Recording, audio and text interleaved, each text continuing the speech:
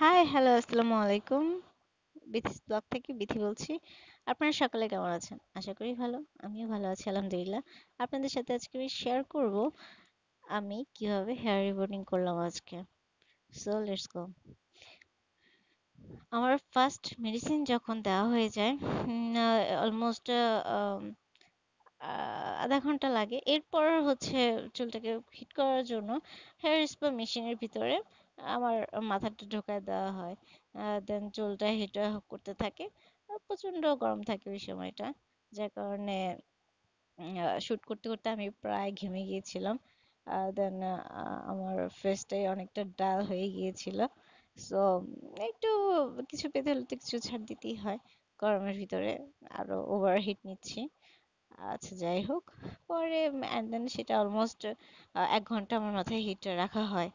হ্যাঁ, তো এরপর হচ্ছে ওয়াশ করি। ওয়াশ করার পর ওয়াশ তো করি, কিন্তু সেটা অনেকক্ষণ পরে, প্রায় ফার্স্ট মেডিসিন দেওয়ার প্রায় 1.5 ঘন্টা পর হচ্ছে আমার চুলটাকে ওয়াশ করা হয়। অ্যান্ড দেন ফাইনাল লুকস, আমার চুল এমন দেখাচ্ছে। অ্যান্ড স্ট্রেট করা হচ্ছে এই সময়টাকে খুব স্মুথলি ভাবেই স্ট্রেট করছিল আমার চুলটা। দেন ফাইনাল লুকটা আসতে তো অনেক দেরি। তবুও ফার্স্ট স্টেপে ওনারা অনেকক্ষণ আমার চুলটা টানছিল হেয়ার স্ট্রেনার দিয়ে। তো এরপর ভালোই, অনেকক্ষণ, প্রায় 3 ঘন্টার মতন, অলমোস্ট 12টা বাজে আমার হেয়ার স্ট্রেট করা শুরু করেছিল। অ্যান্ড 3:30টার সময় আমার স্ট্রেট কমপ্লিট করে।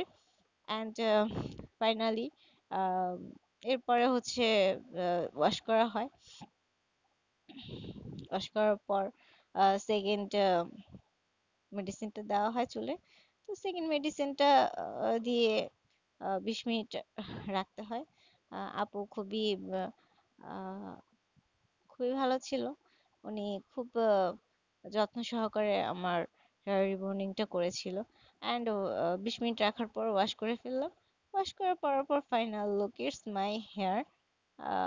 অনেক চমৎকার একটা হেয়ার আসছে।